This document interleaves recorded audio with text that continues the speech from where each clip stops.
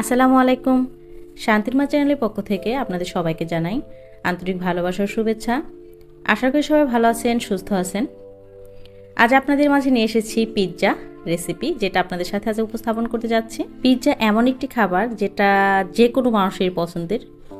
তো সেই পারফেক্ট একটা পিৎজা তৈরি কিভাবে করা যায় বাড়িতে বসে, সেটা আপনাদের সাথে আজ শেয়ার করব। আর সেটা যদি হয় গ্যাসের চুলায়, তাহলে তো কোনো কথাই নেই। দেখতে পাচ্ছেন আমি যে পিৎজাটা তৈরি করছি সেটা খুবই জুসি এবং চিজি, তো খেতে খুবই ভালো ছিল। আর সাথে মেয়োনিজ, এটা আমার ছেলেরা খুব পছন্দ করে। আমি যেভাবে ঘরে বসে গ্যাসের চুলায় পারফেক্ট একটা পিৎজা তৈরি করে ফেলছি, সেটা আপনাদের সাথে এখন শেয়ার করব।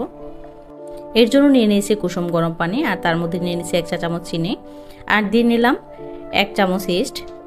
এটাকে দিয়ে 15 থেকে 20 মিনিট রেস্টে রাখতে হবে। এখন নিয়ে নিচ্ছি চিকেন, আর চিকেনগুলোকে দেখতে পাচ্ছেন ছোট ছোট পিস করে নিয়েছি। আর এখন এটাকে ম্যারিনেট করার জন্য ফার্স্টে দিয়ে নিলাম আদা বাটা এবং রসুন বাটা, তার মধ্যে দিয়ে নিলাম পরিমাণ মতো লবণ, আর সাথে 1 চা চামচ গোলমরিচ। তারপর এটাকে আমি আধা ঘন্টার জন্য রেস্টে রেখে দেব। এরপর পিৎজাটাকে যেমন খুশি তেমন করে সাজানোর জন্য নিয়ে নিচ্ছি, দেখতে পাচ্ছেন 3 ধরনের বেল পেপার। আর এটাকে যে কোনো শেপ বা আপনাদের ইচ্ছা অনুযায়ী কেটে নেবেন। আমি ঠিক এভাবে কেটে নিচ্ছি, এটা আপনাদের ইচ্ছা অনুযায়ী।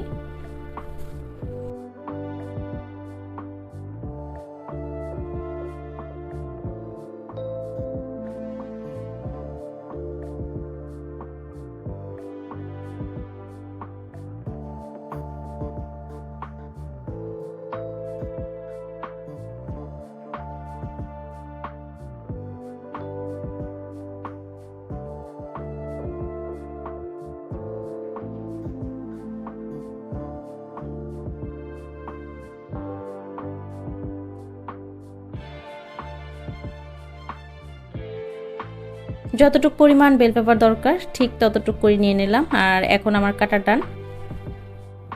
তারপর নিয়ে নিলাম পেঁয়াজটাকে ঠিক এভাবে কেটে নিচ্ছি। এটা আপনাদের ইচ্ছা অনুযায়ী, এটা ফালি করে নিতে পারেন 4 ফালি করে, তারপর ভিতর থেকে কুসকুস বের করে নিতে পারেন, এটাও আপনাদের ইচ্ছা অনুযায়ী। তো যেমন খুশি তেমন সাজানোর জন্য আপনারা যে কোনো উপাদান দিয়ে সাজাতে পারেন, সেটা খাবার যোগ্য হলেই হলো।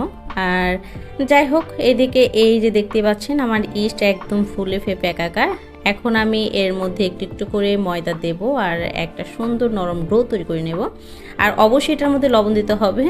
তো যাই হোক, এটাকে আমি একটু একটু করে ময়দা দিয়ে দিয়ে তারপর একটা নরম ডো তৈরি করে নিয়েছি। আর দেখতেই পাচ্ছেন ডোটা ঠিক এরকম হয়েছে। আর এটাকে আমি রেস্টে রেখে দেব কমপক্ষে 1 ঘন্টা। আর এর চেয়ে যদি বেশি সময় রাখতে পারেন তো আরও বেশি ভালো। এরপর চলে এসেছি কিচেন রুমে, আর এখন আমি মাংসটাকে ফ্রাই করে নেব। ফার্স্টে দেখতে পাচ্ছেন তেলের মধ্যে ছেড়ে দিলাম সরাসরি। আর এরপর এর মধ্যে দিয়ে নেব 1 চামচ পরিমাণ সয়া সস।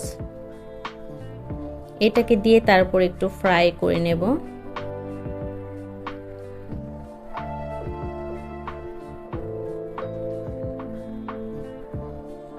আর যখন এরকম একটা ব্রাউন ব্রাউন কালার চলে আসবে, সেই পর্যায়ে আমি অ্যাড করে দেব এই বেল পেপারগুলো দেওয়ার কারণ হলো এটাকে একটু ভাপে দিয়ে তারপরে কাঁচা কাঁচা ভাবটা দূর করব, এর জন্য মেনলি আমার দেওয়া। তো যাই হোক, এভাবে একটু নেড়ে চেড়ে তারপর আমি নামাই ফেলবো। এরপর চলে যাব আমার সে ডোর কাছে। তো এইদিকে দেখতে পাচ্ছেন আমার ডোটা একদম ফুলে ফেপে ডাবল হয়ে গেছে। এখন এর ভেতর থেকে সব হাওয়া বের করে ফেলবো। আর হ্যাঁ, আমি কিন্তু ঠিক 1 ঘন্টা পরে আসছি। 1 ঘন্টা পরে আসার পরেই দেখতে পাচ্ছিলেন যে এই ডোটা এরকম পর্যায়ে চলে আসছিলো। তারপর একটু হাত দিয়ে এখন ডোটাকে ছেনে নেব ভালো করে। ছেনে তারপর এটা থেকে আমি 2টা পিৎজা তৈরি করব। তো একটা ছোট হবে, একটা বড় হবে। আর বড়টা আপনাদের সাথে শেয়ার করতে যাচ্ছি।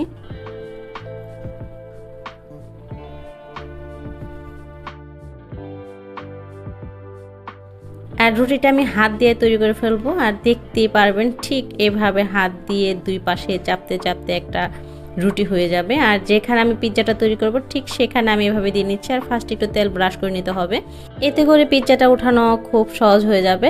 তারপরেই তো দেখতে পাচ্ছেন পারফেক্ট একটা রুটি তৈরি করে ফেললাম। আর চারপাশে একটু মোটা মোটা রেখে দিলাম, পাতলা করলাম না, হালকা মোটা হয়েছে, বেশি মোটা হয় না আমার।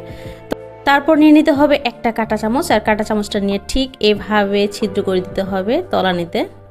এই যে আস্তে আস্তে করে নিতে হবে, এতে করে পিঠাটা মানে রুটিটা একদম ফুলে উঠবে না। এরপর দিয়ে নিচ্ছি পিৎজা মজা হওয়ার মেন উপাদান, এটা হলো পিৎজা সস। আর এখানে যদি আপনারা চান যে অন্য সস ইউজ করবেন, হবে, আপনি পিৎজাটা হবে, বাট খেতে ওই রকমটা টেস্ট হবে না। তো যাই হোক, সবসময় চেষ্টা করুন পিৎজা সসটাই দেওয়ার জন্য। তো দিয়ে নিলাম এভাবে পিৎজা সস, তার উপর দিয়ে নিচ্ছি মোজারেলা চিজ। এভাবে মোজারেলা চিজ দেওয়ার পর তারপর দিয়ে নেব সেই বেল পেপারগুলো, সবগুলো সুন্দরভাবে মানে আপনার পছন্দ অনুযায়ী সাজিয়ে নেবেন। এখন যেমন খুশি তেমন সাজাবেন, এটা হলো মেন কথা। তো যেমন খুশি তেমন সাজিয়ে নিচ্ছি।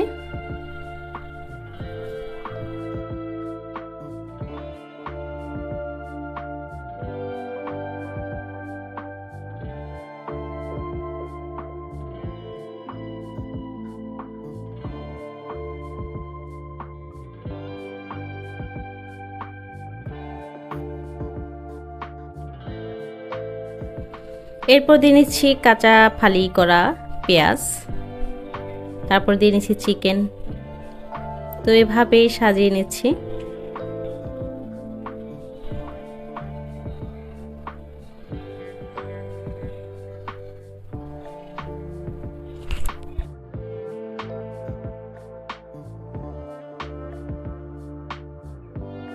এভাবে সাজানোর পর আবার দিয়ে নিচ্ছি চিজ, আর আমি কিন্তু চিজ 2 লেয়ারে ব্যবহার করলাম। তারপর দিয়ে নিচ্ছি ব্ল্যাক অলিভ,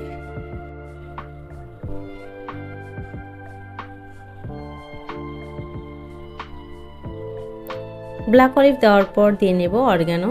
আর এটা অবশ্যই দিতে হবে, এতে করে পিৎজার যে আসল ফ্লেভারটা সেটা পাবেন। তো এটা দেওয়ার পর আমি আবার ফালি করে রাখা চিজ দিয়ে দিচ্ছি। তো আমি চাচ্ছিলাম যে চিজে একটা ভাব হোক, তো চিজের পরিমাণটা বেশি হলে আসলে পিৎজার মজাটা আরও অনেকাংশে বেড়ে যায়। এরপর ওইগুলো দেওয়ার পর পিৎজা কমপ্লিট। এখন আমি কুক করব।